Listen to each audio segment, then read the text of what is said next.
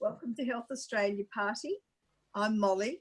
Tonight we're welcoming Dr. Julie McCredden. Julie has a PhD in cognitive science and cognitive psychology, and she has a master's in counselling. So she wears a lot of hats. Julie, welcome to tonight's talk. Thank you so much for joining us. I'm very honoured to be here, Molly. Thank you. Tell me, Julie, how did you get from teaching university students and other students how to use technology? How did you get to this side of it where you looked at all the health effects of 5G and the electromagnetic fields?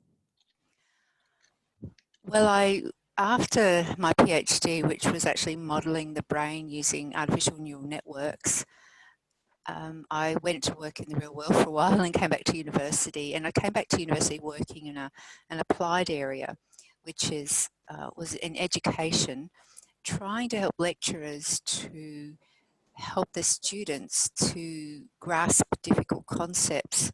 In particular, we thought at the time that use of technology would help facilitate this.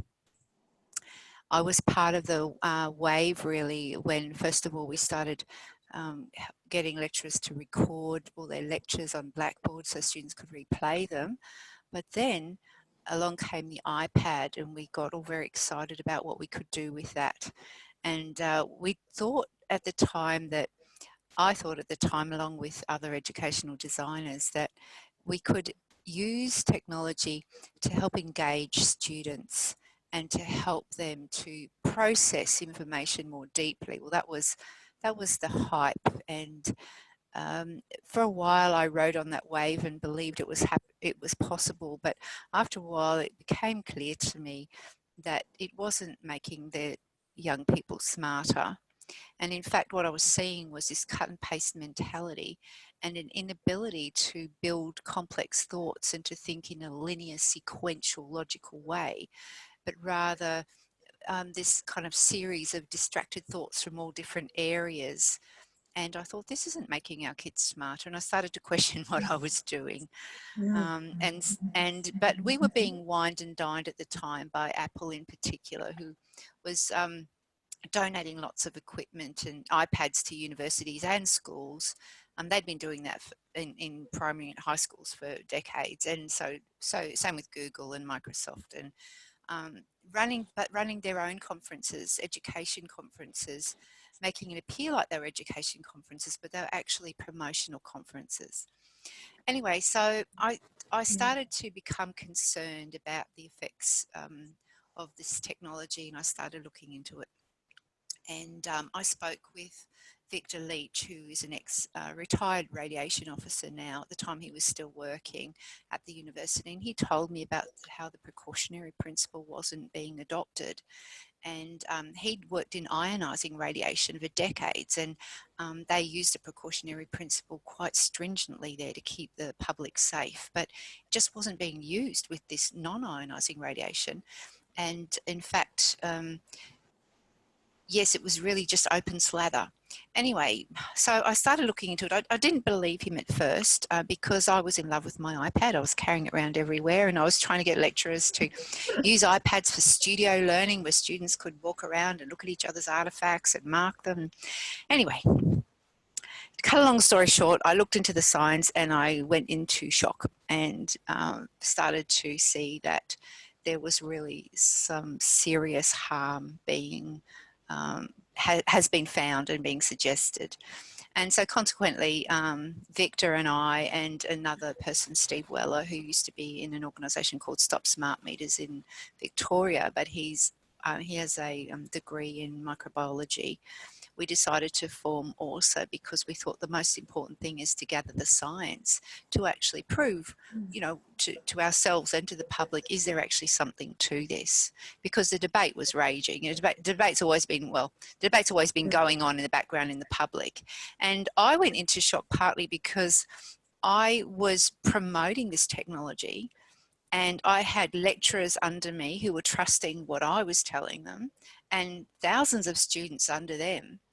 And when I found out that there was harm, I couldn't believe that our authorities wouldn't be telling us the truth, and moreover, that they would be covering it up. And yes, very hard to believe, isn't it? It's very, very hard to believe. And when you go into it, you find out that this goes as high as the World Health Organization. And the compromising of the science, and partly because the science is so complex, it's very easy to pull the wool over people's eyes. So that, in fact, I have heard people from Telstra and from government say, oh, the general public won't be able to understand this. And they're almost banking on the fact that people can't. And so I don't believe people can't. I think people are logical, and it is possible to explain most scientific concepts in everyday language. And that's my intention now, to try and help educate people so that they have an awareness and can then make an informed choice about what they do with their family and their children, and whether or not they get involved in this politically. And I'm so grateful to be here talking to the Health Australia Party, because I understand that there are people who do see that health is number one before everything else. If we don't have that, we don't have a functional society or a functional planet. Yes, so, exactly. Yes. Yeah, so, I love my iPad and I love my phone because I feel safe when I go out at night, and I've got a phone with me. I guess for me, I just need to know how to use it safely. That's the big thing. So tell me how Wi-Fi and mobile technologies actually work, because although I understand the frequencies a little bit, I really don't get how they do work. Okay. Well, so what I'll do is I'll begin my talk by sharing my screen, and I've got slides to help me answer these questions as we go. So lovely. Yeah, thank you. Okay. So, okay.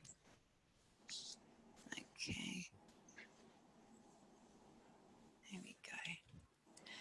So the first slide there, and I'll just minimize myself on this screen, or I might minimize this all. Is that okay with you, Molly?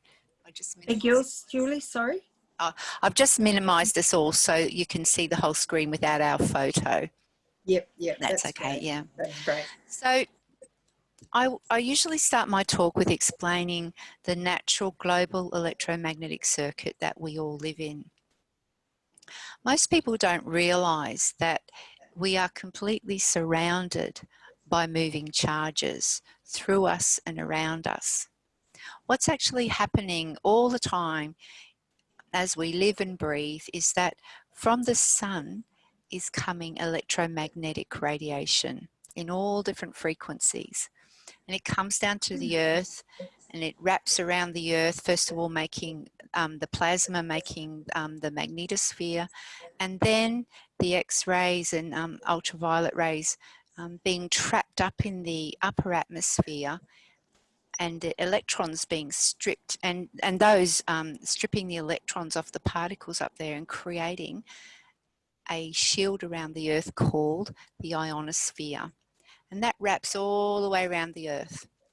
And then inside of that, in the lower atmosphere, we have some cosmic rays coming through from the sun, and we have radiation coming from the soil and the rocks. And all of those rays create the movement of particles. The most important force that creates the movement of particles, of course, is lightning. Now, what happens is, see, the earth is actually negatively charged and the sky is positively charged. And when we walk on the earth, our feet are negatively charged and our head is positively charged, and there's about 150 volts between our head and our feet, depending on how tall we are. Trees bring up the negative charge from the earth up through their branches, up into their leaves, and they attract the positively charged clouds to bring the rain. And that's why when we cut down the trees in the forests, we don't get rain, because we don't have the trees attracting the clouds. And then there's the lightning discharging this, so there's this, you can see there's this flow going round and round, and the lightning discharges the positive down to the negative, and it's actually striking the earth. It's hard to believe this, but it's actually striking the earth at 100 beats per second somewhere on the earth. And what it, yeah, and what That's it's amazing. doing, it was every second somewhere in the earth, there's about 100 lightning strikes somewhere around the earth.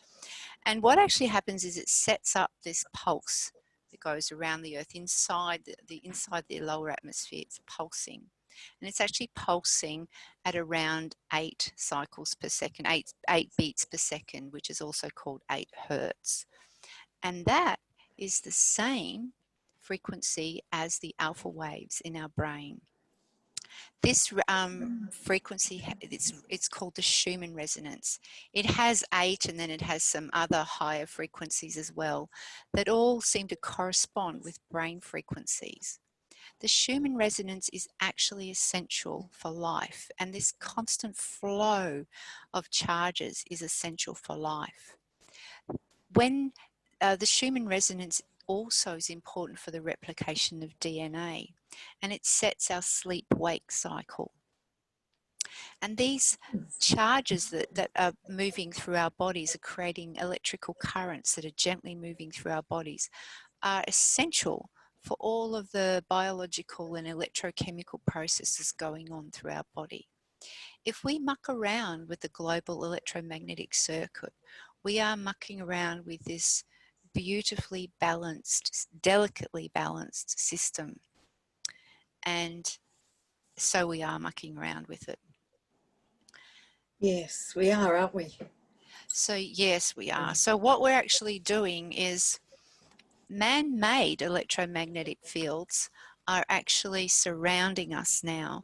And on the left-hand side, this is actually an artist's impression of what it would look like if we could see the man-made electromagnetic fields that we're surrounding ourselves by. If you take a 1 and put 18 zeros after it, that's how much stronger the man-made electromagnetic radiation is compared to the natural background radiation. It's huge. Heavens, that's massive. It's massive. Yeah. And there's a lot of concern because birds and bees use the magnetic field of the earth to navigate, and we're actually blinding them by blanketing it with this man-made system. And on the right-hand side, I have my non-artist impression of what it's like for a child sitting in school. So here we have perhaps the cordless phone in the corner, which is putting out on the teacher's desk, which is putting out a square wave, which affects the heart. We have their mobile phone in their pocket connected to the local towers over here and masts. We have the signals from those masts beaming into the school, and often you find masts and towers right next to schools. The mesh on the ceiling that's sending the broadband signals down to their laptop, and they're being exposed to this 5 hours a day at school and several hours more at home. Oh, and as well as that, there's the satellites, which are damaging the ionosphere, sending signals down to the GPS and to fixed satellite if you're living in the country. So the question is this affecting the kids? Okay, so I'm just going to explain very briefly because the next question is, next question is, what is electromagnetic radiation? Is that right? Correct, yeah, yeah. What is Because electromagnetic? it's so complex. I've looked at it so often and it's just like, well, okay, it's double Dutch to me. Well, yes, I mean, and that's partly why it's so hard to come to terms with it, but hopefully the pictures will help. So if we understand that at the center of the sun, there's these radioactive emitting processes going on, nuclear processes where energy is being released. And energy gets released in forms of photons or waves, depending on which way you look at them, it's both. But anyway, let's just say that they're waves and they're coming from the sun in all different wavelengths. This is a long wavelength and these are short wavelengths. And long wavelengths have low frequency Frequency is how fast it goes up and down. So a long wavelength goes up slowly and down slowly. So that's got a low frequency. And short wavelengths go up and down very fast, and so they have high frequencies. The lowest, so most of the energy that's coming from the sun is actually coming, the electromagnetic energy is coming in the visible light spectrum, which is wonderful because that's important for life on Earth. We're getting all that beautiful visible light and all of the different colours of the rainbow. And then we get a fair bit of ultraviolet and X-rays, but we don't get very much. We get a little bit of infrared, but we don't get very many microwave frequencies, and we get radio waves as well. But this end of the spectrum, we don't get very much of it all, only a tiny, tiny, tiny little bit. The waves that we mostly get are up here, because then the ionosphere protects us from everything else. But down here, this is where the man-made frequencies are being placed in the non-natural spectrum. And the lowest frequency, or the longest wavelength waves, are the radio waves. They can be hundreds of kilometers long.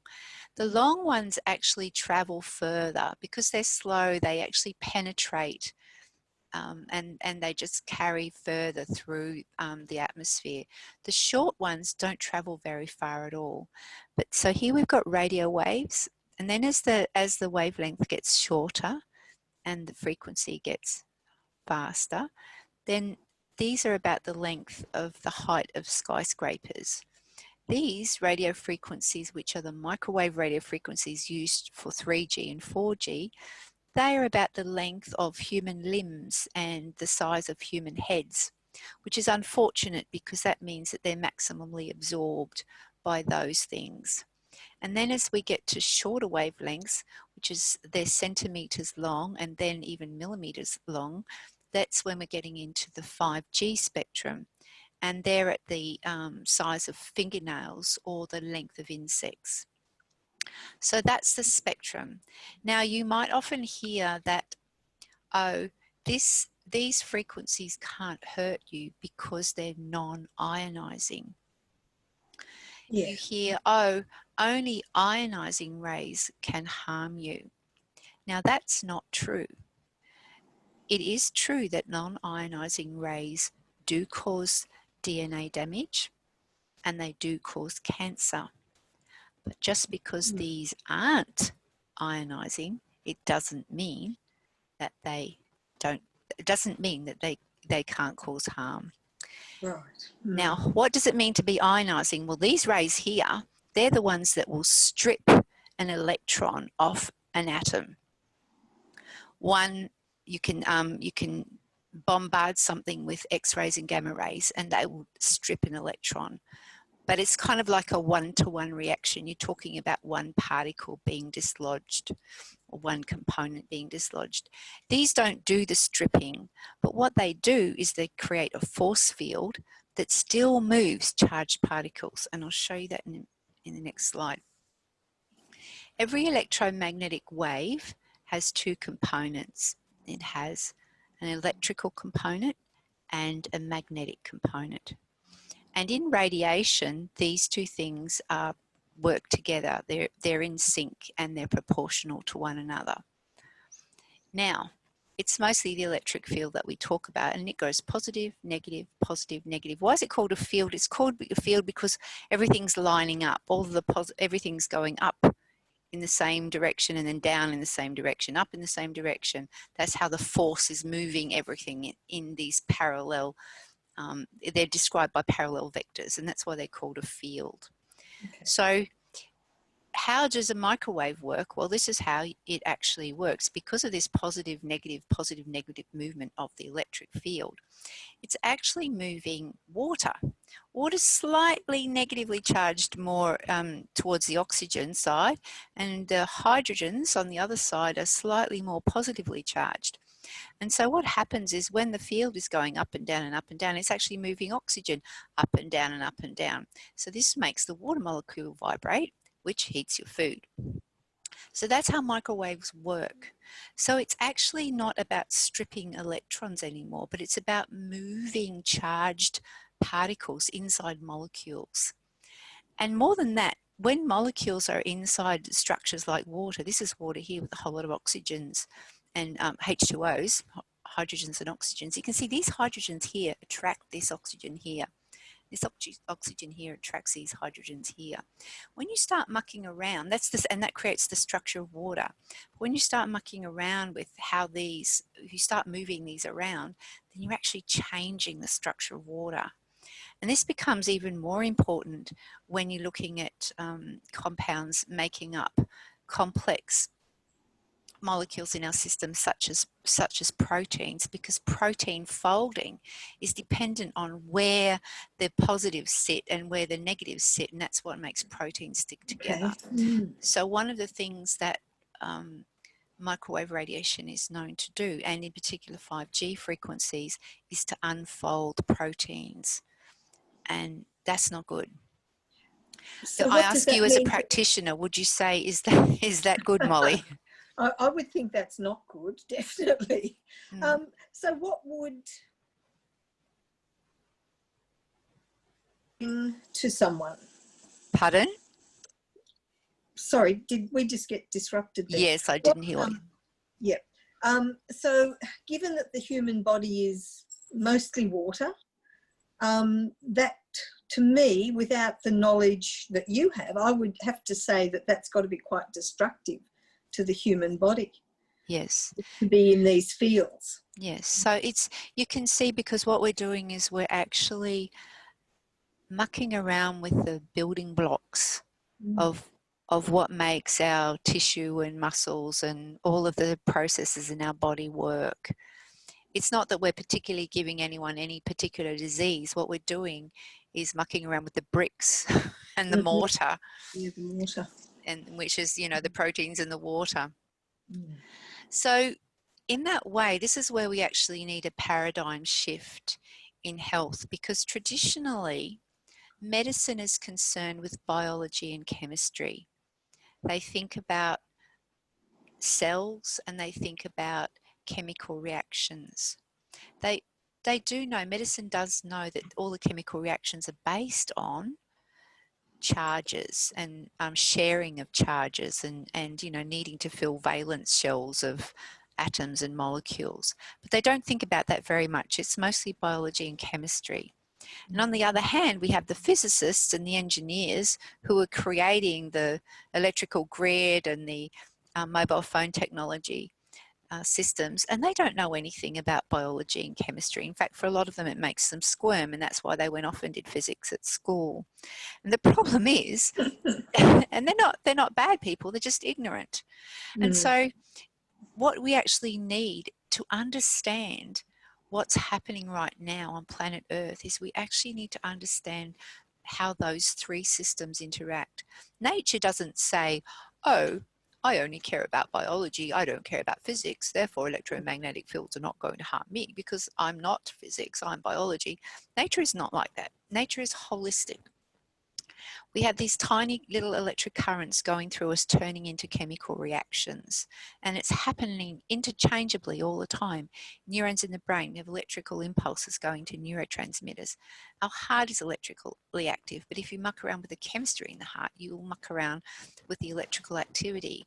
Most biological reactions in the biochemical reactions in the body are due to rearrangement of charged particles. For example, there's the electron transport chain in the membrane of mitochondria, which creates a proton gradient, which is important for ATP, for energy. So everyone knows that the mitochondria is the powerhouse of the cell.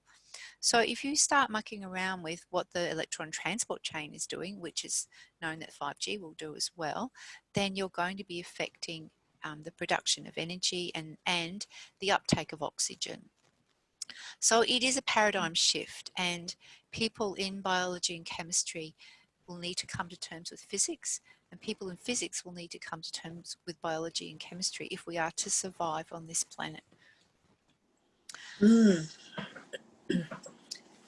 Yeah, it's I guess it's like in medicine they have all the specialties, so the heart specialist or the rheumatologist and so on, and they don't necessarily look at all the bits together.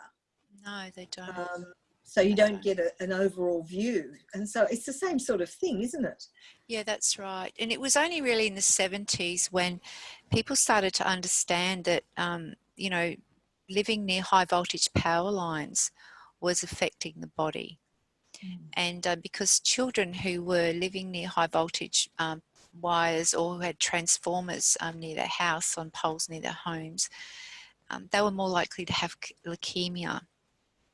These are low frequency electromagnetic fields, but it really started there, this understanding that they are affecting us. And the science has been growing, but it's still not taught in medical school. And that's unfortunate because there's so much of it around that doctors need to know. And partly, and alternative medicine practitioners also need to know. So, yeah, so here we are. Yeah, that's right. It's certainly not well looked at all, and not well understood. And I guess there's probably reasons by companies that have something to gain by perhaps keeping information separated, I guess. Yes, I have watched a YouTube video clip written by a woman who used to work at Harvard, and she was actually asked on 2 occasions to write about the effects of electromagnetic fields on health for a medical textbook, for 2 different medical textbooks. And on both occasions, just as she had finished writing first the chapter or the couple of paragraphs for the book, it was pulled for no reason. Gosh. Yes, so that's why doctors haven't heard of it, because it's actually been taken out of. And in one case, it was the whole chapter was pulled. In the other case, I think she ended up getting 1 or 2 sentences, and that was all. So, see, I don't know. It just makes me very sad that these things happen. So, yes. Julie, you said with the power lines, which is obviously affecting children more, is it the same with 3G, 4G, 5G? I would expect that children are more susceptible. Well, it hasn't been well researched, but I'll show you what we know so far. And so, first of all, last year out came the Blue Cross Blue Shield, which is an insurance company in the US, their annual report. And it showed that the health of young people in the US is now starting to decline at age 27. That's 27. 27, that's when it's starting to take a dive. We would be expecting them to say 57 around my age, but no, it's actually 27. And what they showed, that they actually looked at the health of Gen Xers and millennials, and they found that the millennials were significantly more unhealthy, and that we're only talking, you know, a time period of 4 years. They're talking about that within the last 3 years, there's been a 15 to 30% increase in major depression, type 2 diabetes, hyperactivity, cardiovascular conditions, digestive conditions, and 20% more for women with depression, diabetes, and other endocrine issues. Now, what has happened in the last 3 to 4 years? Has lifestyle changed that much? Has smoking changed that much? Has the amount of chemical toxins that people are surrounded by changed that much? All of these things have changed slightly, but the one thing that has changed drastically in that time is the ubiquitous uptake from 2013 to 2017 of Wi-Fi technologies and smart devices by young people in schools and work, universities. It's an elephant in the room. Similarly, when we look at the cancer map of the world, people probably don't know this because it's not publicised, that Australia has the world's highest cancer rate and New Zealand's second highest. And a Victorian report that came out last year showed that brain cancer is now more prevalent in children less than 15, and it's the biggest causer of cancer death in children. It's overtaken leukemia. The causal factors for what's causing this cancer in Australia are obviously not being well managed. and radio frequency electromagnetic fields, which is all the microwave technologies that I'm talking about for telecommunications. That's one of the factors. And so, as I said, it's an elephant in the room and it needs to be discussed, and that's why we're here. Certainly does. And you hardly see a teenager or younger without a mobile phone on them, Yes, do you? this Everywhere. is the typical image that you see. And see, when we were young, I say, well, back in the days when we were young, my parents said, sit 6 yards, it wasn't meters then, you had to sit 6 yards back from the television, something like that. That's right, And yes. because they knew that there were electromagnetic fields coming from the TV. So now what we're doing is we're putting, almost like putting a television in our pockets and walking around with it all day. People have forgotten. So I'll just cover the research now. And my particular area of interest is the brain and the emotions. So there's a whole lot of different health effects that could be discussed here. I'm not going to discuss cancer anymore. It's a whole issue on its own. And often the focus is on that. But there are all these other health effects that are going on that need to be brought to people's attention. So I'm going to cover mostly the brain. Starting with, okay, so what's the evidence? So military research was done in the 1970s. Now, you need to believe military research because they don't muck around. Even back then, a couple of thousand papers looking at the effects of microwave radiation. Results showing neurological pathologies resulting from breaching of the blood-brain barrier. Headache, fatigue, irritability, agitation, tension, drowsiness, sleeplessness, anxiety, forgetfulness, lack of concentration, and the ability to control externally via sound effects. Then we have the Bioinitiative report in 2007 and then again in 2012, which is a collection of papers and a report compiled by a group of independent scientists. When we say independent scientists, we mean scientists that are not affiliated with industry in any way. A couple of dozen of them from around the world have gotten together and created this report with its own update in 2012. And these are the main sections of the report showing children are more vulnerable, effects on autism, electrohypersensitivity. Oh, sorry, I'm going to just disconnect that. I should have done that beforehand. Effects on the blood-brain barrier, brain tumours, nervous system, Alzheimer's disease, and synchronized neural activity. So all of these effects have been known and they're documented. I recommend, if you want to start reading, go into that report and read, even if you just read the executive summary and look at the tables in the back showing all of the effects classified into these categories and where they occur. It's very, very well written, very easy to read. So then along we came ORSAA, and we've actually compiled a database, our own database of papers and classified them. So we're a group of scientists, researchers and clinicians. It's a not-for-profit organisation, but it's a recognised scientific association, and we've been looking into the health and biological effects of wireless radiation, and we want to know, are there effects, and if there are, we need to tell people about them. But where are the effects? So with the database, we don't just put them all in one big blob, they're actually classified. So in there we've got the in vivo papers, the in vitro papers. So in vivo means live animals or live humans, live plants. In vitro is in test tubes, and epidemiology is when you do counts of people living around a tower to look at their effects. And we have all of the papers that we've been able to find from the year 2012, and then we've worked backwards to the beginning of this century.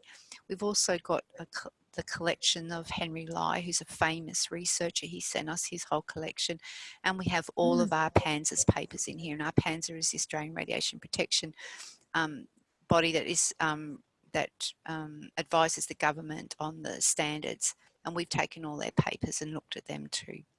So if you can see here, when you look, this to me, this table is the proof.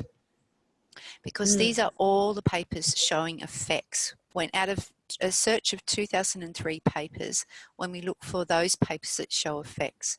So 52 papers showing brain tumours, 6 papers breast cancer, 220 biochemical changes, 38 fatigue, immune system 65, oxidative stress, this is the biggest one, 256 papers. If you know oxidative stress, Molly, which you probably do, oxidative stress underlies many, many conditions, cardio conditions and autoimmune conditions such as diabetes, Alzheimer's disease, depression, many, many different conditions are affected by oxidative stress. And it's the biggest effect that we're seeing, except for altered enzyme activity over here, but this is a huge effect. And when we looked at our Panzer, they didn't classify oxidative stress. It was like they had a blind spot for it. But you can see 157 papers showing DNA damage, mutagenic and genotoxic effects. Okay, so and of course, they're the neurobehavioural effect as well. Yes, so they're the ones I'm interested in, the neurobehavioural cognitive effects, 194 papers. So you can see this is quite serious. Extremely. And you can go to our database here, there, www, there's ORSAA, there's the website. You can go there, our database is free. You can go there and search, do searches in the database for anything that you're interested in. And you can download the papers in a list of papers in CSV form. You'll get you'll get a whole lot of different bits of information. You'll get the abstract, the URL, the authors, whether it's industry funded or not, a whole lot of information about the paper. Yeah, that would be interesting. Yeah. So if you just look at the main effects, if I just list them out simply, these are all effects of non-ionizing, which is, microwave radiation. And it's also low frequency as well. So once again, the ones that I'm interested in are oxidative stress, neurodegeneration, changes in neurotransmitters, blood-brain barrier, cognitive function, and developmental impacts. But as you can see, there are other very serious things on mitochondria and DNA damage and damage to sperm that you can see are kind of very important to the propagation of the species. Yes. So if I go into the ORSAA database and I just put in as a search term, for example, these terms, these are the papers that I'll get out under each term, and orange show the effects and blue show the papers that show no effects. So if I type in cognitive, I get about 90 papers that are showing effects, and about, let's see, 20, 40, about 45 papers that are showing no effects. Depression, most of the papers show effects. Neurotransmitter alterations, they all show effects. Anxiety, most of the papers show effects. Memory and hippocampus. Interestingly, anxiety is the biggest issue in schools today. It's overtaken other issues like autism, developmental problems, and refugees. It's now kind of the number one issue that teachers and principals are having to deal with. Is that age related, Julie? Is it more primary or high school kids that are affected, or uni? It's both. I'll show you some of the papers later on. In particular, I'll go into some detail of the papers that have been looked at with anxiety, but it's both, and even young children. And if we go and look for papers on children and adolescents, there's 81 papers. 22 of them show effects of radiofrequency, microwave radiation. 9 show no effects, and 15 show uncertain effects, which means we can't tell one way or the other. We need more research. You can see there's not a lot of papers on this. The effects on children and adolescents hasn't been studied well, and there haven't been any studies on the long-term biological effects. And that's so surprising, given that this technology is being propagated and rolled out left, right and centre, surrounding children night and day from the cradle to the grave, and the studies have not been done. Well, it's quite staggering that the studies aren't being done. And I guess from a business perspective, if the studies were done, it may put a damper on rolling out all this technology. Exactly. Exactly. In Mm. fact, when we go into the database and look at the papers that have been back here, I'll show you. When we look at all papers together, we did a study a couple of years ago. Out of almost 2,000 papers, 67% of them showed effects. But then when we looked at who was funding the papers that are funded by industry are more likely to show no effects. The papers funded by independent institutions and government bodies are more likely to show effects. And it's a very, very significant difference you can see between those two groups. So if you look at the details of the paper, and I'm not going to go in one by one and look and describe every paper and what they did, but here you can see the numbers of people in the study. And these are children. All of these are effects on children. And what was found. So 2,042 in Taiwan, headache and migraine. 781 in China, fatigue with mobile phone usage. In New Zealand, 370, increased risk of headaches, feeling down, waking in the night, sleepiness at school, and tinnitus. 94,000, almost 95,000 people in Japan after lights out if they're using their mobile phone, shorter sleep duration, poor sleep, sleep during the day, and insomnia. Heavens. About 1,500 children in Bavaria. Exposure to these frequencies and conduct problems for both adolescents and children. 28,700. This is the Danish National Birth Cohort. They looked at mothers who were exposed while they were pregnant and then afterwards. And when they were using cell phones in both time periods, there were more behavioural difficulties. That is hyperactivity in attention, emotional symptoms, peer problems, conduct problems, and pro-social behaviour problems.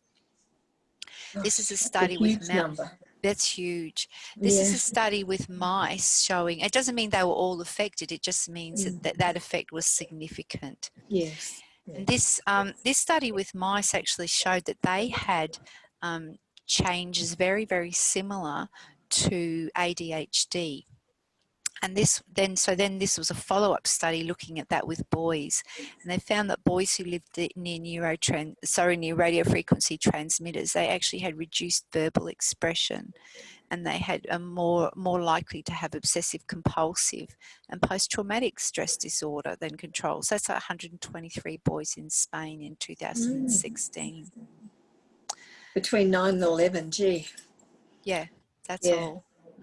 Here we go, and I won't go into the numbers. We can see the numbers down there. Reaction time, attention, focused attention, memory, perception, neuromuscular and cognitive function. That's perception, light and sound, recognition, attention, semantic memory, that's understanding of the meaning of words, increased fatigue, and all psychosociological indicators were affected by safe use of devices. So it made a difference whether they had safe use or not of the devices. Memory effects, more memory effects. This is figural memory, which is spatial memory, and EEG, so that's brain waves and memory tasks, showing that there's a 4 to 8 hertz, or saying 8 hertz before, that's your alpha waves. Yes. And EEG frequencies during processing of auditory memory and memory search tasks. So I want to show you in particular one study that was actually done. It was a very, very clean study, because you can't sign up children to an experiment to expose them to radio frequency radiation, right? It's not ethical. Though you can put a tower next to their school and no one has to ask any questions. So there is a global experiment going on with no ethical clearance, but you can't do it in the lab. But this study was actually happened just serendipitously, because there were all these ICBM missile stations, detection stations in the Eastern European countries. This is between 1971 and the late 1980s, 1990s. These school children were exposed, because see here, these were the ICBM radar, pulsed radar, was being sent out to detect whether missiles were were incoming. And on the slope here, there were children living in the homes here, and then there were children living behind the radar. And so it was possible to compare effects on these children with effects on these children. And they also had another group of children living in a town nearby. Now, this is a very clean neighbourhood. There weren't chemical toxins. It was very rural. Everything was just clean and pristine and simple. So really the only effects that were happening on the children was this pulse radar. First of all, when they looked at it, they found that actually when you looked at the children who were living on that hillside, there were 25% less grade 9 boys alive in that exposed areas. And as an aside, they also effects on pine trees and cows in this area. And this radar was pulsed, and it had a phased array type of structure, which is like 5G, though it had a lower frequency than what 5G is. And these were the results of the study. I won't go into it in detail, but you can see the graphs between. These are the exposed and these are the unexposed. This is their reaction time, how long it takes to react to something. Females, males. So you can see the females who were exposed were taking longer to react to the stimuli than the females who were not exposed. Same for the males. And overall, the exposed group, slower, because their reaction time was greater. It meant they were slower at reacting. Yes. This one is their tapping. So they've just asked to tap left, right, left, right, left, right, like this. How able were they to continue that and do it accurately? Well, this is the age group along here, okay? And once again, this is their rate, how fast they could go. So these are the non-exposed and these are the exposed children. This is such clean data. You don't get data so clean in experiments. There's no overlap. It's just consistently lower. Yeah. Quite significant, really. It's very, and this is their capacity of their working memory. That's the memory you use for thinking, problem solving, planning, decision making. So this is how many, how much complexity they could do in their thinking. Exposed children, you can see right down here, really, really low capacity compared to, these are the ones in front of the radar, these are the ones behind the radar but still living in town, these are the ones living in the town nearby, not exposed at all.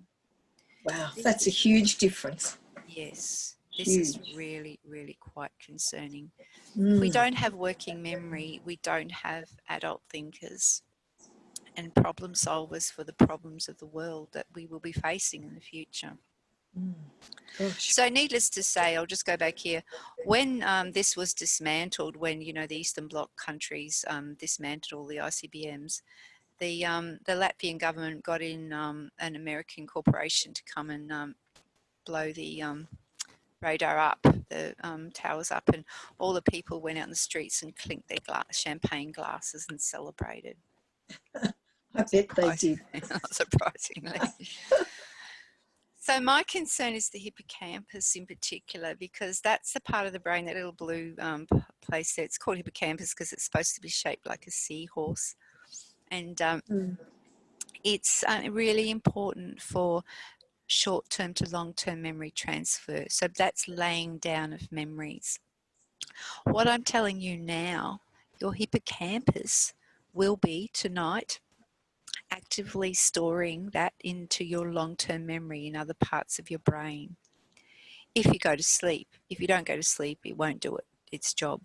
It's also really important for spatial memory, and spatial memory is what we use for navigation, but it's also, spatial memory is also used to tag memories, because part of memory is remembering where you were when something happened. And that's a really important aid in retrieving the memory later on.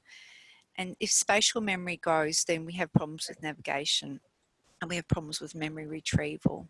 And the hippocampus is also where new cells are being generated. And so if you get damage to the hippocampus, we know that that's implicated with Alzheimer's, depression, bipolar disorder, and the ability to create memories.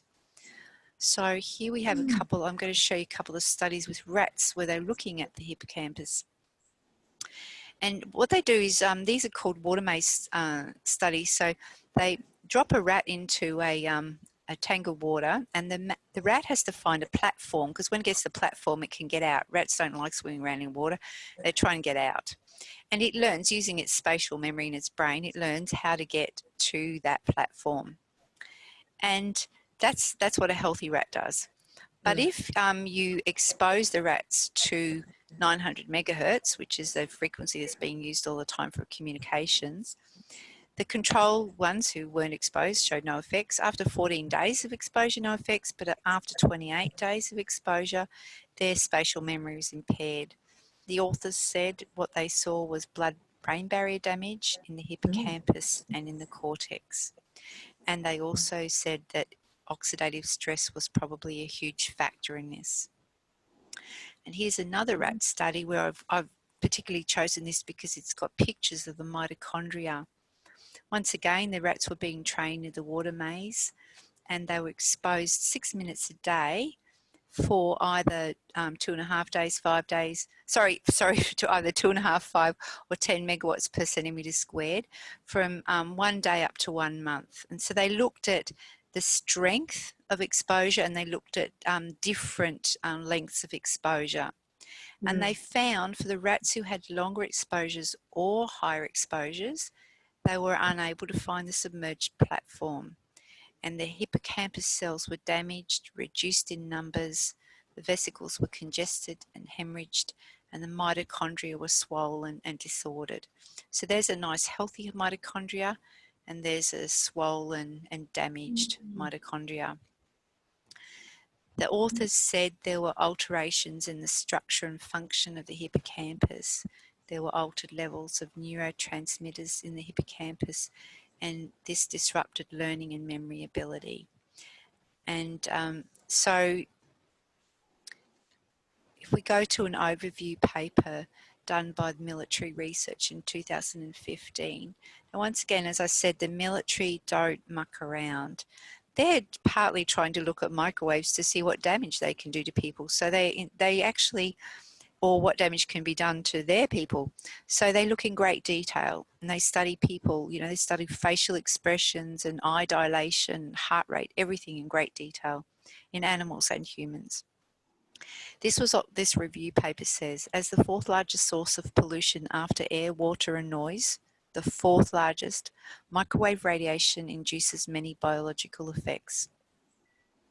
The brain is the most sensitive target organ, and here mitochondrial injury occurs earlier and more severely than in other organs. So if you don't believe anything else, believe the military. If you don't know which scientist to believe, you know, should I believe Dr. Julie McCredden from ORSAA? Should I believe our PANS, a scientist? Should I believe Professor Rodney Croft when he's on the television saying there's no harm? You might be confused, but all I can say is believe the military. They don't muck around, and this is what they're saying. And for those who care about the pollution of the planet, they're actually saying it's the fourth largest source of pollution after air, water and noise. Good heavens, yeah. It's quite serious. It's very serious, and it's more serious because nothing's being said about it. Yeah, that's right. Nothing's being done. That's right. It's a silent, stealth attack. When I say attack, I mean it might be conscious or unconscious, but it's really a source of continual damage to everything that produces life on the planet. So people ask about, you know, will a local base station harm me? The tower that they're putting up the street. So this was a study done in Bavaria in 2011, and the people in that town were actually concerned about the tower. And so because of that, they decided to have tests before the tower went up, and then afterwards they had urine tests and blood tests, and they looked at their hormones and their neurotransmitters. Now, half of the participants in this study were children. Okay, so there was a tower installed in 2004. And of course, different people were being exposed to different amounts depending on where they lived. Because if your house is directly in line of sight of the tower, you're going to get more exposure than someone down below in a gully or someone behind other houses. But anyway, so they looked at the people. So the more exposure, this is what they found. This is before, and then this is 6 months after, a year after, and a year and a half later after the tower went up. And this here is the level of neurotransmitters. Now what happened, this is a typical graph. So the stress hormones, adrenaline and noradrenaline, they grew significantly. Dopamine levels decreased. Phenylethylamine decreased. And there were problems with sleep, vertigo, concentration and allergies. And overall, the authors concluded that these people were showing the beginning stages of chronic exhaustion and stress. Now, the interesting thing is here, you could actually say, oh, the stress hormones increased because the people were worried. You know, they actually just worked themselves up into a fervor, and that's why their stress hormones increased. And that could be true. It could just be, in that case, psychosomatic effects on your own hormones. Sure. However, the phenylethylamine, the PEA neurotransmitter, it's not really mostly a neurotransmitter. It's actually a regulator of other neurotransmitters. It regulates histamine and serotonin, for example. Those levels dropped, but they're not under conscious control. And this was greater for overweight participants. So there's effects that were happening here that weren't under conscious control. And they weren't restored. Interesting. Julie, back in 2004, we wouldn't have had the frequencies then that they now have coming out from these towers either. No, these would have been 3G frequencies. Yeah. So even then, so it's not, and now we have 4G and now we have 5G being added to it. So I've just got a list there if anyone's interested of all the different neurotransmitters changes that have been shown by radiofrequency. These are the neurotransmitters that are affected, and these are the effects they cause. And you can see a lot of the conditions that we're seeing today in children and in adults are related to these neurotransmitter changes. Interestingly, a lot of people think they've got tinnitus, this ringing in the ears, but it could actually be due to the frequencies. One way you can tell is that frequencies don't travel well in water. So if you go under water and your tinnitus stops, it's not tinnitus, it's actually radio frequency. Oh, that's interesting. Yeah. Yeah, that's right. So, Julie, we had a question coming in from Margaret Murnong, and she said, is there a test we can do to record our baseline blood health and do ongoing monitoring? So you could test some of these neurotransmitters? Yes, you can test neurotransmitters, and there are other tests as well you can do now. There's tests for oxidative stress. There's the doctor who does most of these tests at the moment, Dr. Russell Cooper in Tasmania. He has now created a kind of set of tests which are biomarkers for the effects of electromagnetic fields, but also the effects of chemical toxins on various functions and various systems. There's a paper by a doctor, medical researcher, Bell Pom, who actually found that a set of biomarkers, reliable biomarkers for multiple chemical sensitivity and electro-hypersensitivity, so they can be used. In particular, the oxidative stress test I recommend, because as you can see, oxidative stress is one of the biggest biomarkers, one of the biggest effects. Yes. So, so they're available, and yes, you can get in touch with Dr. Russell Cooper, but you can also have a look at Bell Pom's paper, which will show you all of those. And they're slowly being developed.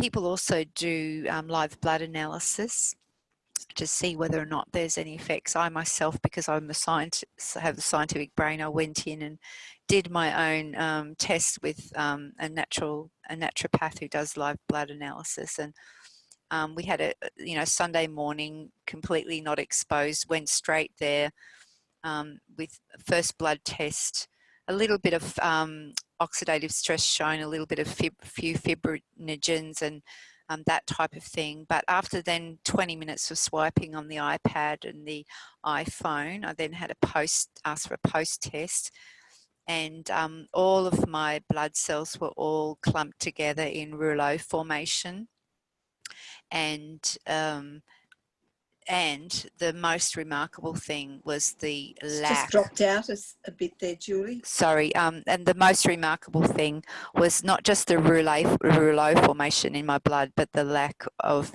white blood cells. The naturopath didn't really know very much about it. She's probably like you, Molly. You know, she maybe heard about it, and she was so shocked to see that my white blood cells were gone. She said, "It looks like your immune system had been nuked." Dropped out again, Julie. Sorry.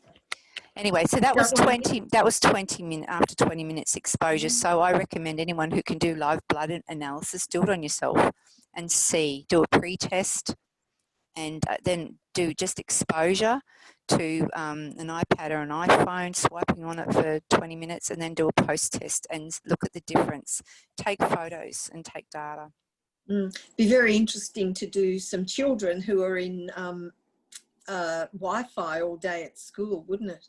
Be interesting to get some studies. Yes, if you could do them at the beginning of the day before they're exposed, but you'd have to make sure that they were not exposed during the night. You know, you'd have to make sure that you cleaned up all the Wi-Fi at home and then gave them exposures. But you know, there are many tests you could do. But yes, that's one. Live blood analysis, though, I don't think is recognised by the mainstream, though it is of course recognised by naturopaths. Yeah, agree. Yeah. So I won't go. I'll jump that one, and let's just go into 5G. Let's talk about. Shall we talk about 5G? It's just gone off again. Yes. Hello. Hello. Hello. You there? Yeah, I was just going to say, you said, you know, you'd have to make sure the kids were free of electromagnetic frequencies during the night. So how do we do that? How do we keep ourselves safe and have some protection from these? Okay, well, I'll jump over 5G and I'll go on to how to keep ourselves safe for personal safety. So, first of all, with your phone, okay? Everybody worries about the tower outside, but they don't realise that their phone is the greatest source of electromagnetic radiation. With your phone, you need to disable all of the signals on the phone. And people say, oh, I'll just turn it off.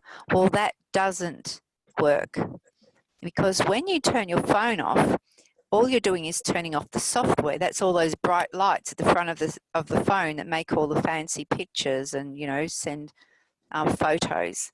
In the back of the phone, if you turn your phone over, in the back are little pieces of metal, which are the antennas, and they keep sending and receiving even when your phone is off.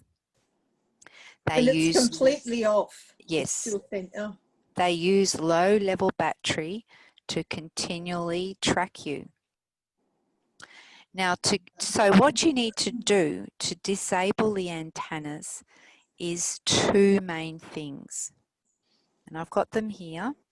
If you go into settings on your phone, everyone who's listening to this, if you've got a phone right now, if you pull it out and have a look and find settings, the first thing is to turn airplane mode on. Okay, and that's what you need to do when you go into an airplane, because you have to disable your phone on many flights still.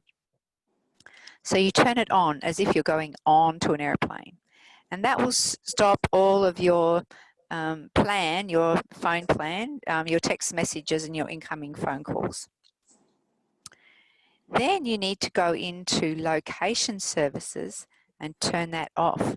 Location services is used to locate you wherever you go, and it talks to the GPS system and to the satellites, the local GPS towers.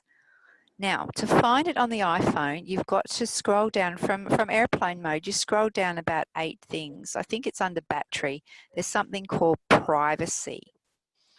Yes, You yes. find privacy, click on privacy. Mm-hmm. That will take you into location services, and then press off. Now, you should leave that off all the time because that's wasting your battery power, if nothing else. You don't need to be located wherever you go. You don't need Google or somebody like that to be knowing that you've gone to the hairdressers or to the coffee shop or to visit your friend up the street. That's what that information is being, and it's also being sent by apps to locate you. It wastes your battery. The only time you need Google Maps is, location services is for Google Maps. And if you go into Google Maps and try and turn it on, and you've got location services off, Google Maps will say you need to turn location services off to use use this app. Do you want to do this? And you say yes, I do. So that fixes the problem. But then make sure you go and turn it off afterwards. So that should be off all the time. Okay. And in particular, that antenna actually, because it has to travel further to the GPS system, it actually transmits at 10 to 100 times stronger than the antenna that's being used for your phone messages. Gosh. And it's even worse when you're in a car, because when you're in a car or a bus or a train, you're in a partial Faraday cage because the metal's actually blocking it. And it's like you're in a mini microwave oven. Yeah, microwave oven. So when you're sending a message or receiving a message inside the car, your phone actually has to increase its power to get out. And so because of that, you're actually therefore creating more havoc on your body if you're using your phone inside the car. Really, we should actually have the antennas for Google Maps on the outside of the car. We should be able to connect the phone inside the car with the antenna transmitting from the outside of the car, so it's not actually needing to get outside. You know what I'm saying? Yeah. But anyway, back to this. So this is what you need to do all the time, is keep airplane mode off and airplane mode on, getting on the plane, and location services off. I don't want to be tracked, that's off. And then tell your friends and your family you're going to do this, but after breakfast, morning tea, lunch, afternoon tea, dinner, turn airplane mode off. Check your messages, send your messages, and then put airplane mode back on. Right. So that way you get your life back. Yes, instead of being pinged every few minutes, perhaps. Yes, you do not have to be pinged every few minutes. And that way you don't have the phone checking in with the local tower. Do you have a message for me? Do you have a message for me? Pinging backwards and forwards every couple of minutes, which is going through your body and through the bodies of the children in the house with you and your neighbours as well and your pets. You can actually keep yourself. This is good phone hygiene. Yeah, that's great information, Julie. Thank you. Yes. And here we can actually see that you shouldn't use wired headsets either, because they bring the EMRs directly into your brain and increase the risk of tumours. Instead, you can actually get air tubes, which are little headphones that go into your ears, but the last 10 centimetres is made of air. So it's using air pressure to send the signal. So you're not actually sending the signal into your brain. So I also have a tip sheet which I can send you with a lot more information about how to keep yourself safe. Basically, everything needs to be wired. Everything at home needs to be wired. Everything at school needs to be wired. That's the way the world was before we went wireless. It was just because we didn't want dirty, messy wires on the floor. Well, you can do it cleanly. You can run it through conduit. You can run it under the skirting boards. You can run fibre optic cable through the earth. That's how schools should be connected, and businesses. But as far as the homes go, don't think as a woman, oh, I want a tidy floor, because as I said before, the mess on the floor is much less than the mess in your body. Yes, yeah, great point. Okay. All right, if you could send that to me, perhaps we could put that up on the Health Australia Party page for people to look at. Is that all right? Yeah, you're welcome to do that. Thank I you. just share it left, right and centre. And of course it's changing all the time, but you know, that's my latest updates. It's about cleaning up your dirty electricity in your home, about safe use of phones, and yeah, safe use of devices. They're the main things. What people don't know is that solar is not safe. It's a very, very wicked problem that we have, because solar is good in terms of reducing energy, but the inverters in the solar systems in houses create cancer, and they create a lot of dirty electricity around the home, which is linked to things like multiple sclerosis, as well as just headaches and sleep problems. Okay. And so really what we need to be doing with solar, and it's also, they have smart meters tied to their coattails, and smart meters have created havoc with people's health. Perfectly healthy people in Victoria get a smart meter installed in their power box, and within 2 weeks, thousands of people have been affected.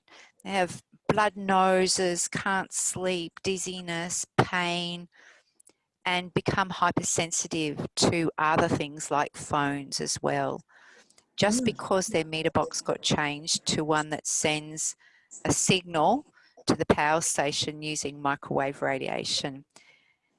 And that's often connected now. When you get solar, they tell you you have to have a smart meter, which isn't true, but they tell you you have to. So smart meters are touted also as being green and clean because they monitor electricity. But I can tell you this because I work in data collection, and I also worked in a project looking at ways to reduce people's energy consumption about a couple of decades ago. Collecting data doesn't change people's behaviour. And so that's a big smoke screen in a way. What we need to change people's behaviour is help them by giving them things that are easy to use that reduce energy, like energy saving device, energy saving hot water system, energy saving nozzles for the shower. If you give people those, then they'll save energy as well as water. But if you just give them data on how they're using their electricity, very few people change looking at their own data. They don't even really understand it, unfortunately. But they will change if they see their neighbours conserving energy or water. That will affect their behaviour. Anyway, back to the point. The point is that solar is a wicked problem, and if pressure was put on institutes who are developing solar to do it cleanly and safely, it could be done. When you put limitations on engineers, they're great at coming up with wonderful creative solutions, and that's what we need. We need to say we want solar, but we don't want dirty electricity, and we don't want harmful inverters. Please try and work it out DC or some other way. And that's possible. Well, everything is possible with ingenuity, as engineers are. They're very ingenious. You give them funding, you give them research money to design, to come up with the designs, to problem solve, and they will. Yeah.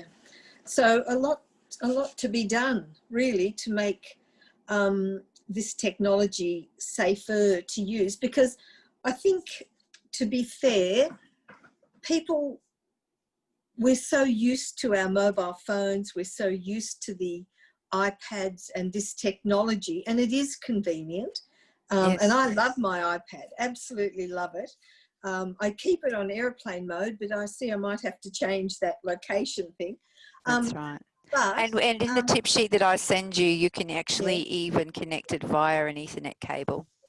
Oh, perfect. Perfect. Yeah, that's what we need. We need to know how to do this safely, because the technology is not going to go away. No.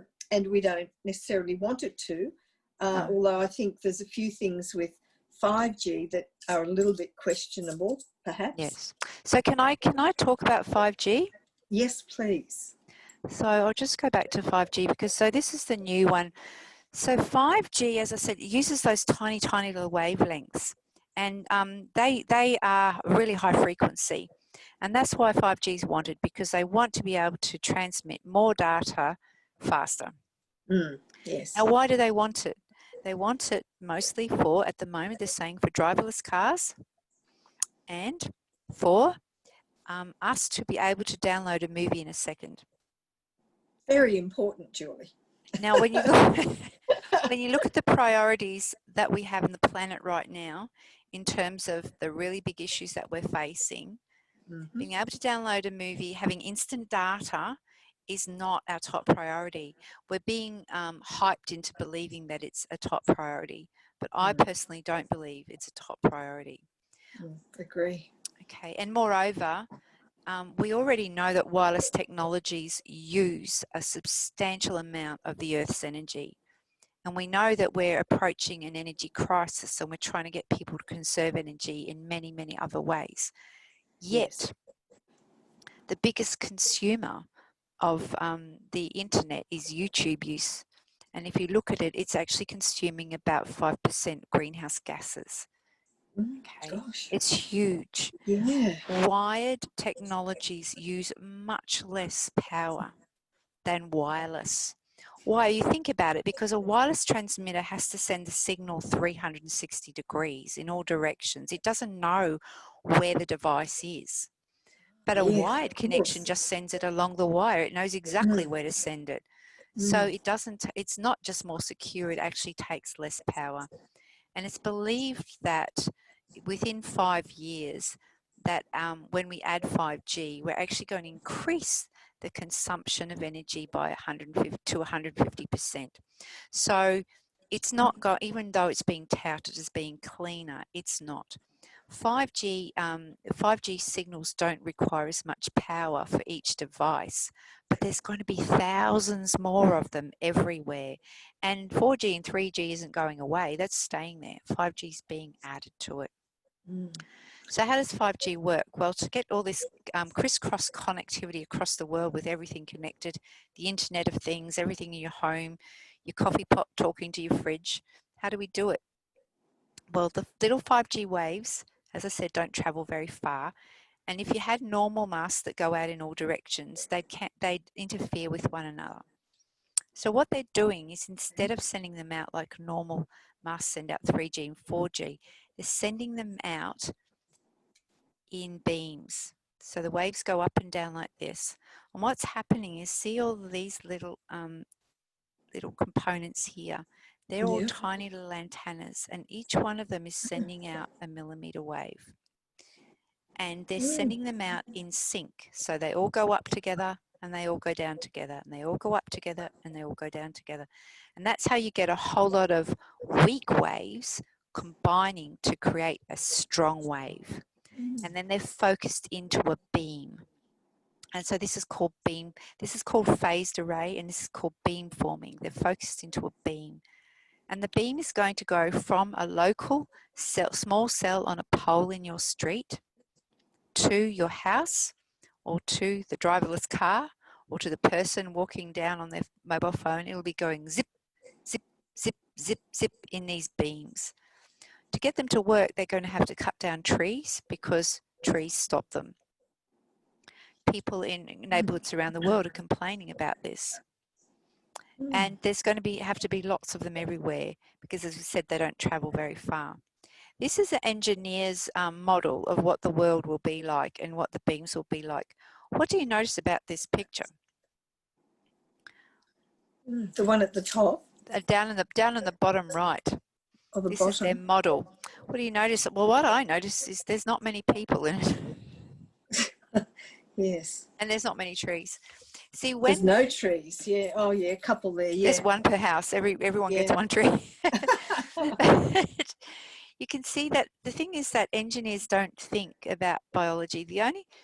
We don't factor into their models. They see us as white space, except they do understand that our head will reduce the signal by 6 decibels. It gets in the way. And this is a problem. But you can see that when the beam is going between the tower and the car, it goes through that person. So that person might not be wanting to send or receive a signal, but it's actually going through their body. That phased array beam will be going through them. Gosh, and so this is how, that's right. And this will be on a pole outside somebody's home with their children sleeping inside. and it'll be beaming 24/7. Now, has this been tested? No. The effects of this? No. But you know, you have to do pre-market testing if you're going to roll out toothpaste. You have to know what the effects are on human health. Well, this hasn't been pre-market testing, and at least there needs to be honesty about that. We don't know, even if they don't admit harm, which we're saying there is potential harm, and there's a lot of evidence for it. But even if they won't admit that, they have to say, we don't know if there's harm or not. It's up to you to decide if you want it. The problem is that people are feeling disempowered because how can they stop something on a tower outside their home? And city councils around the world are starting to become active and starting to stop using their own means to stop this rollout in their shires and in their suburbs. So what do we know in terms of the science? There is limited science. This is the problem. It hasn't been tested. But what do we know? There are some positive effects of very, very short-term exposures can actually suppress tumours by switching on, triggering the immune system.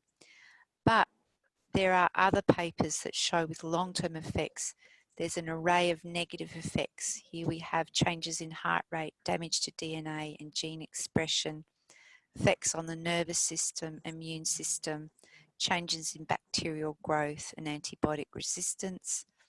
This is an early Russian study from 1977, which has recently been declassified, showing very concerning effects. The Russians have actually been studying this for quite a long time because they're not capitalists. The effects of, on industry don't come into so much play over there. It doesn't stop them from being able to expose and publicise effects. So their standards, their exposure limits that they're allowed to expose their public to are much, much lower than ours, 1,000 times lower.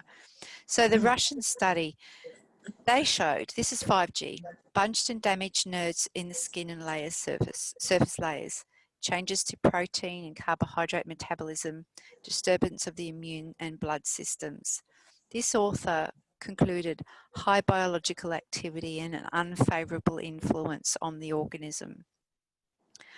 Now, Western science has shown permanent skin tissue damage, because what happens is the millimetre waves, you can imagine, they're like a machine gun going on the same little tiny area of skin over and over.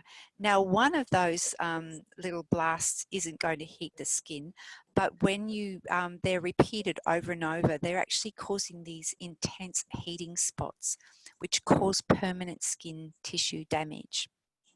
Okay, even the conservative scientists, some have recognised this. And this is going to happen this is predicted to exceed the limits, the amount of heating, because our exposure limits only look at heating. They don't look at all the effects on cells and biology and mitochondria. They don't consider any of that. Our safety limits that we live under in Australia only consider that heating is of concern, nothing else. But even that limit, which is so weak, will be exceeded by these intense hotspots. We also, there's also some suggestion that sweat glands of the skin, they act like mini antennas, which will, if you know about what an antenna does, it actually amplifies an effect and amplifies a signal. And when the 5G waves, which will be pulsed, when they enter the body, because when they enter the biological tissue, they're likely to create these secondary waves called beryllium precursors. This is just a mathematical model, but these waves will penetrate much deeper into the body, potentially unraveling proteins and causing intense heating. So even ARPANSA, our advisory organisation that says that we should use this exposure standard, which is so weak and doesn't protect us from many effects, even they say the main areas of concern are skin and eyes and protein unravelling. But when asked publicly, they don't speak about that. It's interesting, isn't it? Julie, can we just go back to that first point that you made? Some positive effects, such as tumour suppression, with short 30-minute exposures. Now, my understanding, 5G is 24/7 all the time. It's on all the time. That's so right. You wouldn't ever have a 30-minute exposure, would you? No, no. This is, see, because the Russians have been experimenting with this for a long time, they've actually found ways to use millimetre waves therapeutically just for very short-term exposures. Just like now, you know, ultraviolet light is being used for skin conditions in very, very short exposures, or even ionising radiation with very, very short exposures. It's given to people before they go for radiotherapy, you know, for cancer treatment, because it does actually trigger an immune response to actually create like a healthy response. But that's only because, you know, when the immune system is under stress, or the body systems are under stress, of course they trigger on all of their repair mechanisms, you know, that all switches on in the short term. And that's, you know, that's the inflammatory response. That's why we get the inflammatory response. It's actually a healing response in the short term. But if it then goes on and on and on and on, it turns into a long-term stressor, creating oxidative stress, which leads to DNA damage and cancer. So that's probably the same thing that's going, you know, that will be happening here. Yes. Interesting. So that's 5G, and there's effects on pollinators, on bees and insects. That are all listed here. This is not 5G. This is actually what's already known about 3G and 4G. But then, as we can see, above 6G, which is when we're going to the 5G, high 5G frequencies. Okay, this paper here showed that the insects would absorb more of the power because, as we said before, it's the wavelength of their body. So that's where they will maximally absorb those wavelengths. And we don't know the effect, but we already know from the existing ones that we're getting decline in colony strength and egg laying rate. That there's no honey or pollen. There's reduced motor activity, and their communication signals are being affected.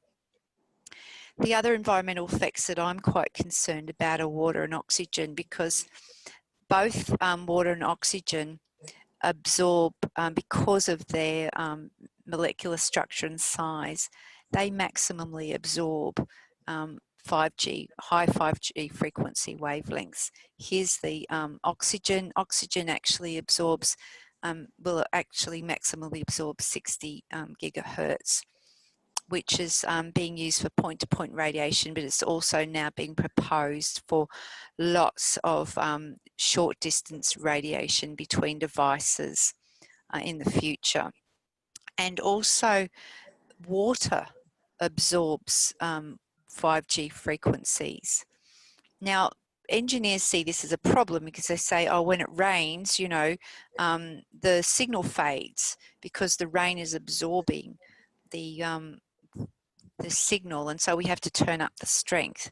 But they're not actually thinking about what's actually happening to the molecule when it's absorbing the radiation.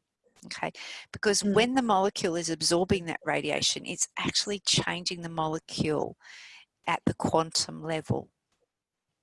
So these high frequency 5G waves that are coming are going to be changing the molecular structure of water and oxygen. This is a real concern. It certainly is. I mean, it's insane. No, and it hasn't been tested. They haven't thought about it. They just see it as a nuisance. You know, they haven't actually looked at, well, what's the effect of this on, you know, the electron transport chain, on the uptake of oxygen in cells, the effect on trees, the effect on rain, the effect on, you know, as we said before, we're made up of, you know, 50% of our makeup is water or more. What's the effect of this? And if we change the molecular structure of oxygen, will we be breathing oxygen? What will we be breathing? You know, what will water be if it's had its rotational energy affected? these things haven't been tested. Oh, There's a blinkered view on this. oh, I don't understand. I just don't get how they cannot be screaming out for tests to see what happens. Well, I guess I do understand it because a lot of dollars involved here, I think. Yes. So right up to the top of the WHO, the World Health Organization has an organization, has a group in it called, that looks at the effects of non-ionizing radiation on health. It's called the WHO EMF project. And, but a lot of the people who are in the WHO EMF project are actually also in ICNIRP, which is the international body that sets this exposure limit that Australia uses. But they have such close ties with industry. So those same people are now that are in this WHO EMF project, and they're the ones that are supposed to be looking at the health effects. And what they do is they keep the discussion on cancer. They don't look at all of these other effects that I've been talking about. They keep the debate on cancer. And even that has been shown. There's been, in the last couple of years, papers have come out showing serious and statistically significant results with rats showing cancer, especially rare aggressive cancers. They look at worker exposures, but they don't really look at people being exposed 24/7 in their home. And they only, as I said before, their standard only considers heating. They don't consider biological effects. So how can it actually be of any any use to us, of any purpose? Okay. And Makes they no only look sense. at power levels, whereas we know from the papers that there are so many more things going on with the signals, that there's frequency, pulse rates, modulation. That's how much it's being, how much up and down is going on the carrier wave. There's a carrier wave, and then there's a wave on top, which is the signal that's being sent, and that's the modulation. All of these things have different biological effects, and we know that pulsing is more bioactive. It doesn't matter if you're measuring the power levels, you can get at the same power level, you can get different effects depending on the shape of the wave. And that's not surprising when you think that the brain is actually set up to process frequency. You know, light is frequency, sound is frequency. Our brain is set up to recognize different frequency means different things to our brain. Same to our cells. We are frequency and energy receptors. So if you change the shape, our body recognizes it as something different. But engineers don't understand that. They only look at power. And that's why they don't understand the biological effects. So the risks are clear. And to claim that the current limits are keeping us safe is incorrect. Actually, under the current limits, we are showing lots of different harmful effects. Our public regulator of these signals is the Australian Communications Media Authority, ACMA. In their act, this is their duty to care for the health and safety protection to persons who operate, work with, or use wireless equipment via the establishment of standards. A standard is actually usually a 30-page plus document that says when and where and how and why and which people can actually do something with some technology or some chemical or some object. But we don't have standards. What they call standards, they're actually not standards. A standard has not been created. They're just guidelines, and they come from ICNIRP, and that's what Australia uses. So instead of setting this standard and sticking to their mandate under the Act to worry about our health and safety, this is what they've said. That if we worried about the precautionary principle, you know, about being careful in the face of all these harmful risks, this would place a regulatory burden on industry which would require strong justification. And the ACMA, which of course regulates all the frequencies that industry uses, does not discern this justification. So the way that we see it is it's the foxes guarding the hen house. Yes. So cluck, cluck, cluck. Chirp, chirp. It's quite scary, actually, isn't it? For the future of mankind, basically, and planet Earth and every living creature or insect. Yes. It's very scary when you really break it down and start to look at it, which people aren't doing. The general public have no inkling No. that anything is other than as it should be, and is all is well. That's right. Though there are groups, you know, that we've heard of, groups starting up all over Australia, as well as city councils. We're being asked by city councils to talk to them, to explain to them these harmful effects, because they're at the buffer zone between the rollout of 5G and the people that they're responsible for to protect. And city councillors, you know, are mostly honest, hardworking people who are trying to look after their constituents, and they need to know what's going on. And they can't believe that the authorities aren't protecting us either. It comes as a shock to everyone. But unfortunately, that is what's going on. In particular in schools, it's being rolled out. It's been shown to cause harm, and no one's monitoring it. And no one's even telling the children and parents and teachers and principals that this is potentially harmful and you need to do things to reduce your exposure. No one's being told. So there's some work to be done. There is. There is. I need to let you know, if you don't believe any of the science, believe the insurance industry. They recognise the risk. Lloyd's of London will not insure, and they've advised insurance companies around the world, they will not insure against harm done by radio frequency, microwave radio frequencies. They've done their own studies and they recognise the risks, and they don't want to lose the money that they would lose if they insured people for loss or damage from harm from mobile phones or iPads. The other thing is, if you go into the small print of the iPad, you'll actually see that it tells you to keep it 1/2 metre away from your body, and to keep the antenna facing away from your body. Most people don't know that. They don't go in and read it, and they don't know that. So children are keeping it on their laps all the time, and most people are. They don't realise they're actually sending the microwave radiation straight into their stomach and their ovaries and their lungs. Well, I didn't know that. 1/2 metre, that's like an arm's length, isn't it? Yeah, that's right. And it doesn't make the iPad so appealing to do that. Exactly. But you can connect it via an Ethernet cable if you have a look at my tip sheet. Yep. All of the advisors to governments around the world all seem to be somehow compromised with ties to industries, both research centres and public protection authorities.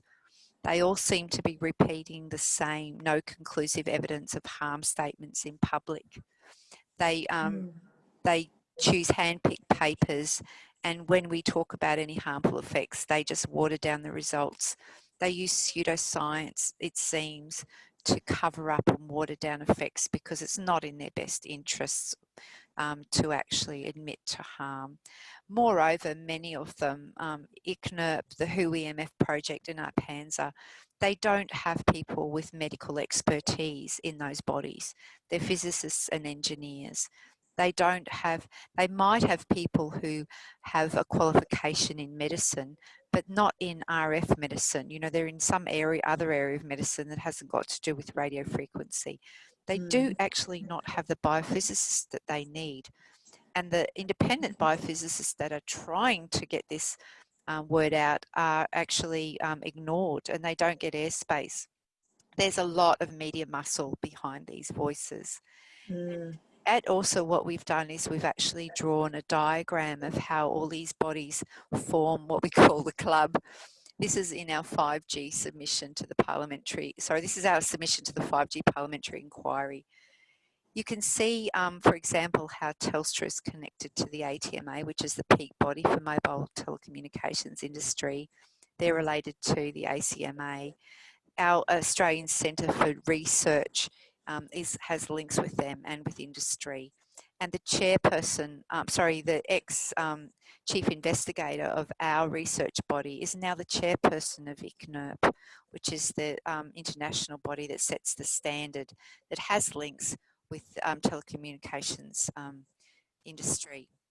The government regulators like ARPANSA look to ICNIRP. They get they take their guidance from ICNIRP and from the scientists who are linked to ICNIRP and to industry, and they don't do their own independent research. Even though they say they're monitoring it, they haven't even had the equipment to monitor it, and I don't believe they have the equipment yet to monitor 5G.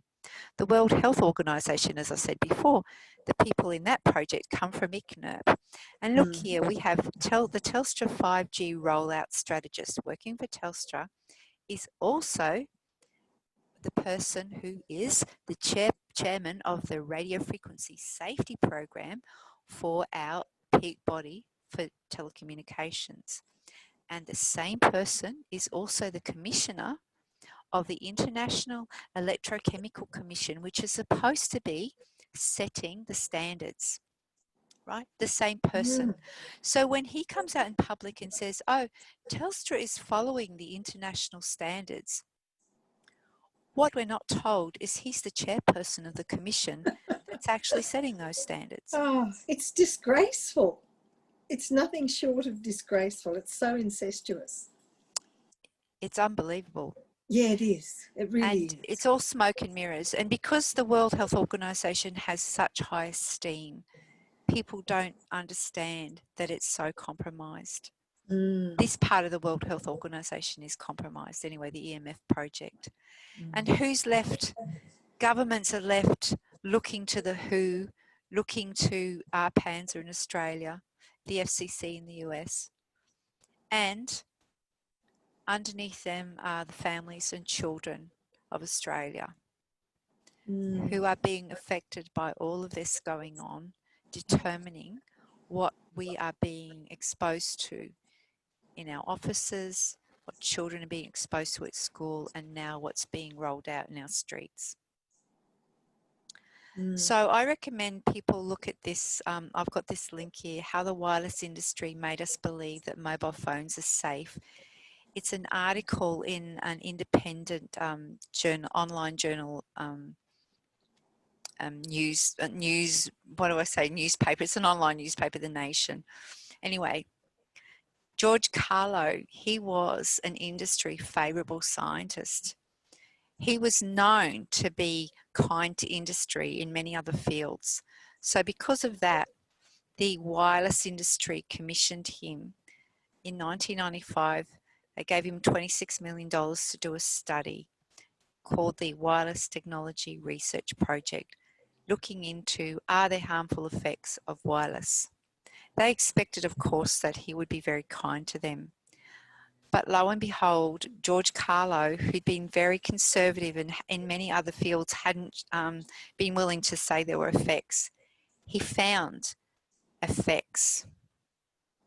And he sent a letter to his superiors saying there's a risk of rare tumours on the outside of the brain. It's more than doubled in mobile phone users. Okay, there's a correlation between brain tumours on the right side of the head and mobile phone use of the head. And there's clear evidence for functional genetic damage. You need to let people know. But instead, they didn't listen to him. Of course, he lost his job. He wanted them just to allow people to make an informed choice, but he didn't. Instead, Motorola decided to, in quotes, war game the science. You can actually look up, there's a link of proof of a memo where Motorola actually say that explicitly, we will war game the science. What that means is we will present science to the world, just like tobacco science did, to cover up the truth, to water down results, and to sow seeds of doubt. And that's been going on now for about 50 years. And that's why people are so confused. It's so disappointing, Julie, that human beings would do this. To what end? Some dollars and a bit of power, I guess. I don't know. It's very disappointing. It's extremely disappointing. And it's a human rights issue, you know, that you actually, people need to know. They need to know that there's a risk. They need to be taught how to keep themselves safe. And that it's a poison, just like other poisons. But other poisons, at least you get a choice to use it. But here, Yes. you know, if I blow a cigarette and smoke in your face, I'm assaulting you, you know, and I can be charged. But we have towers. If you can visualize it, the towers, it's like they're billowing out cigarette smoke from the towers. From every mobile phone, it's putting out toxic. If you imagine it putting out toxic fumes day and night, we're surrounded by it. People don't have the information, and Yes. they don't have a choice because everybody's passively smoking. And when it goes on a pole outside your house, you won't have a choice. So then we've talked about personal safety, but wide national safety, this is what we need. If we're talking about a policy for a political party and for government agencies, we need wide connections, we need reduced exposure, and we need an independent body to create and manage the standards, not our panzer. Yes, exactly. Not anyone who's compromised by industry. And the people have to be independent, and they have to have the required medical expertise to make informed decisions and to advise government in an informed way. This is how safety management has happened with ionising radiation now for decades. Australia's done it before with ionising radiation. We decided it was too dangerous, even though it would give us unlimited power. We didn't want it. And we can do the same with non-ionising radiation. We can decide we're going to reduce it and we're going to wire everything. At the same time, we need to reduce the industry influences, and we need to be funding proper research looking into the effects so that we know how to go forward into the future. Yes, yeah, quite agree, yes. So there you go. So thank you very much. Thank you very much for that talk, for giving me this time to talk. And I'm sorry if I've put everybody to sleep. No, it's been quite fascinating. I'm really grateful, Julie. Thank you so much. I'll stop the share now, and if anybody has any questions, I can answer them. Or has everybody left and gone to sleep? I can't see the feed, the Facebook feed, so I don't know if questions are coming or not. I'm sorry. That's okay, Molly. So yeah, Julie, look, thank you. You're an amazing source of information, and I guess I'm disappointed in our government bodies and the authorities. I'm disappointed in humanity for certain people and industries being so focused, I guess, on the dollar, because you always follow the money, don't you? And I guess at the end of the day, that's where it comes to. We love the technology, but we do need to make it safe and for people to be aware of the dangers. Like I'm at the shops, I look at the amount of people who have a phone in their pants pocket, or not so many in their bras these days, but certainly in the pant pocket, and little kids in prams, little toddlers with the iPhone on their little bellies just looking at it. Yes. And it's disappointing that we live in a society that isn't kind to humankind. They're not kind to people, not so caring for each other, more for, I don't know, what can they get out of it, or, I don't know, disappointing. I'm disappointed. Yes, I'm sorry to be the bringer of bad news, but if I can say this, is that everybody to some extent still has a choice. Even though industry might be doing this, each person still has free will about what they do in their own home.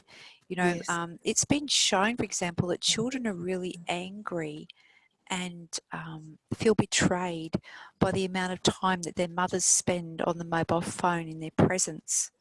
You know, families can do things like have a basket at the door where all devices get disabled, like I've shown you to do, and you leave them at the door when you come inside, and then you have family face-to-face time. The children would love this. It's not, you know, we are their role models in terms of how to use technology. Yes. And I think the love affair with technology is starting to wind down. You know, we're not so bedazzled. They're starting to realise in the schools, for example, that it's not making kids smarter. And in fact, when you look at the latest Gonski report that's just come out, children are actually less able to concentrate. Principals and teachers are seeing this, but they're also having more emotional and behavioural problems, and less empathy. 80% of them are noticing less empathy. When you say about that Gosh. inability to care, you know what I Mm. mean? There's Yes. kind of this detachment from reality that's happening. And we need to weigh up, you know, like the thing about being grown up in the world is that the world is not simple. You know, we have things on a balanced scale. On one hand, we have health, planetary health, human health, mental, social, emotional health. And on the other side of the scale, we have progress and making money. Okay. Now you can actually bring some money over with health and say you can still make money and be healthy, you know. But where's the tipping point? And at the moment, the side of the scale that's weighing much more heavily is the love of money and the love of power and the love of control. People still have, at the end of the day, they still have their free will and they still have a choice to inform themselves and to look after themselves. And that's my hope, that by bringing this message that I'll help promote that in people and trust that they can, that the ordinary everyday people still care enough, especially about their children, that they will actually look into this. Wise words. Thank you, Julie. Thank you so much for joining us tonight. It's been a long talk, but incredibly informative, and I'm very grateful for your time because I know how very busy you are. So thank you very much, Julie. You're welcome, Molly. Please just break it up and show it to whoever you want to. Okay, and all the best in your endeavours with the party. And I really hope that it can go forward to help, you know, promulgate health in Australia. Yes, absolutely. Well, we're certainly working on that, and the more members we have, the more power we have, I guess, yes, to do things and to have a voice. So, yes. Thanks very much, Molly. Good night then to you. Good night. Good night. Good night, everyone. Thank you so much for joining us tonight. Good night.